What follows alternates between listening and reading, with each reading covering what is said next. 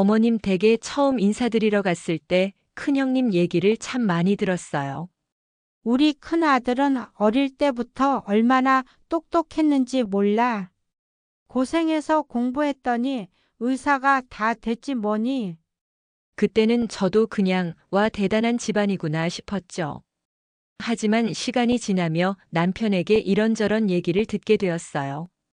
형이 어릴 때부터 집안의 기대를 한 몸에 받았다는 이야기, 어렵고 빠듯한 살림 속에서도 어머님 아버님이 형의 학원비를 빠뜨리지 않으셨다는 이야기요. 형이 지방의대에 진학했을 땐 정말 집안이 총동원되다시피 했다고 하더군요. 등록금이 모자라면 작은 금부치도 팔고 친척에게 손을 벌리기도 했답니다.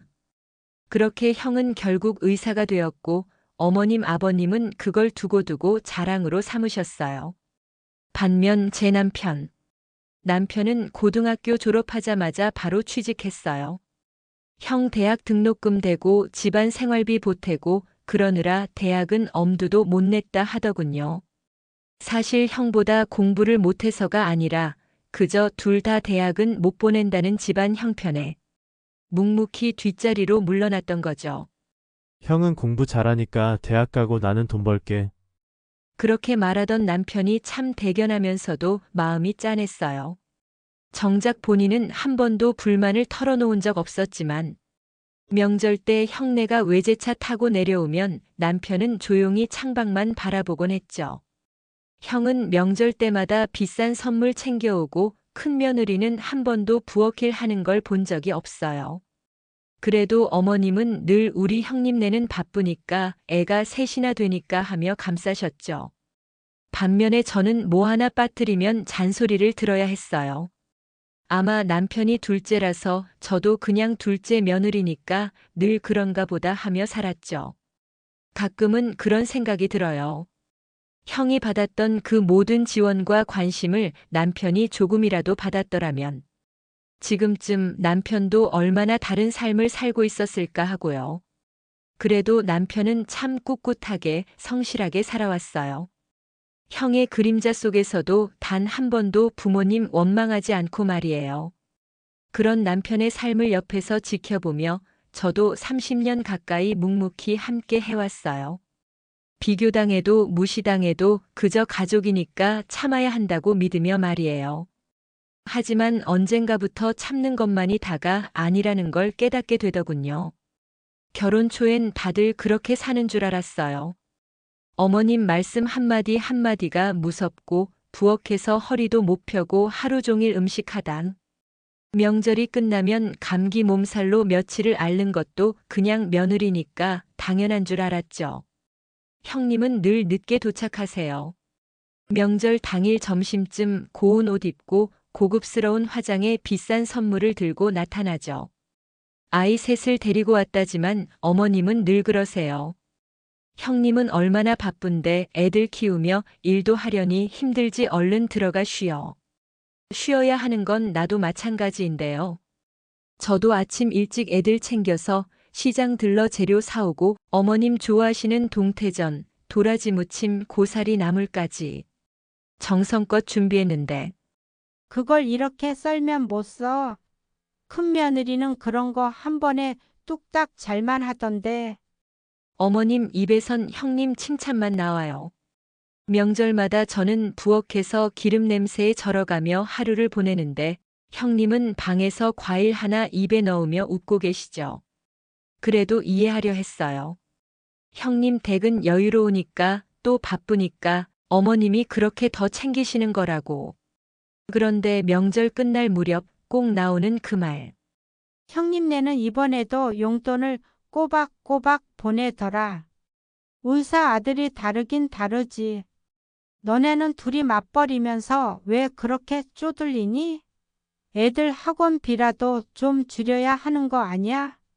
남편은 말이 없어요. 묵묵히 설거지를 도와주고 아이들 챙기며 눈치만 봐요. 하지만 저는 점점 속이 타들어가요. 저희도 정말 최선을 다해서 살고 있거든요. 남편은 평범한 직장인이고 저는 계약직으로 일하며 하루하루를 버텨요. 명절에 드릴 용돈도 정말 몇 달을 아끼고 모아서 준비해요. 그렇게 드린 봉투를 어머님은 대충 흘겨보다가 툭 내뱉으세요. 형님네는 이번에 100 줬어. 너네는 왜 이것뿐이니? 왜 항상 돈으로 평가받아야 하나요? 정성으로 만든 음식 한 달 전부터 고민해서 고른 선물, 그 어떤 것도 금액 앞에선 무의미해지는 시댁의 분위기. 그렇게 매년 명절은 저에게 나는 여전히 부족한 며느리라는 낙인을 다시 찍는 날이 되어버렸어요. 형님은 칭찬받고 저는 꾸중 듣고, 형님은 쉬고 저는 일하고, 형님은 용돈으로 사랑받고 저는 봉투 액수로 무시당하고. 어느 순간부터 명절이 다가오면 심장이 두근거리는 게 아니라 숨이 막히고 눈앞이 흐려졌어요. 나는 도대체 뭐가 그렇게 부족한 걸까? 누구보다 성실하게 진심으로 대했는데 어머님은 끝내 제 마음은 들여다보지 않으셨어요. 그날의 일은 아마 평생 못 잊을 거예요. 우리 아들 진우가 결혼하고 처음으로 명절에 며느리를 데리고 간 날이었죠. 어머님은 처음엔 웃으셨어요. 그래, 그래. 며느리가 인상이 참 좋네. 요즘 애들 치곤 말도 바르고. 그 말 한마디에 저는 괜히 가슴이 뜨거워졌어요. 저도 처음 시댁에 왔을 때 저런 말 한번 듣고 싶었거든요. 하지만 그 따뜻함은 오래가지 않았어요. 잠시 후 며느리가 준비해온 선물 봉투를 조심스레 내밀자 어머님은 대뜸 고개를 갸웃거리셨어요. 이게 뭐니? 설마 용돈이야? 첫 명절이면 좀 넉넉히 해야 하는 거 아니니? 형님네는 첫 해에 100 넘게 했어.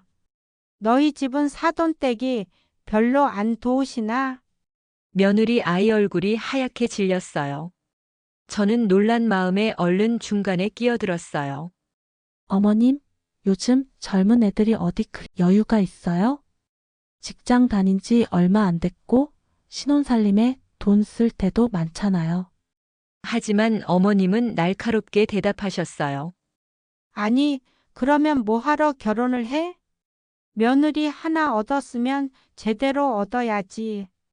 진우도 직장 다닌다면서 그건 뭐야? 나중에 형님처럼 될 수는 있는 거야? 그 순간 제 안에 쌓여있던 모든 것이 무너졌어요. 진우는 그 누구보다 성실하고 책임감 있는 아이예요. 가진 건 많지 않아도 사람 아끼고 도리 지키는 아이라는 거 저는 알아요. 그런 아들이 또다시 용돈 액수로 비교당하고 그의 아내가 나처럼 방 한켠에서 서러운 눈빛으로 앉아 있는 걸 보는 순간 제 심장은 미어졌어요. 그날 밤 저는 주방에서 조용히 며느리 손을 잡았어요. 미안해. 우리 집이 너한테 상처 준 것 같아. 내 마음 내가 누구보다 잘 알아. 나도 그렇게 30년을 살았거든. 며느리는 조용히 고개를 끄덕였어요. 입술을 깨물며 고개를 숙이던 그 모습. 그게 바로 예전의 제 모습이었어요. 그날 이후 저는 결심했어요. 더 이상 이 악순환을 내 자식 세대까지 물려주지 않겠다고. 며칠 후 어머님께 찾아가 말씀드렸어요.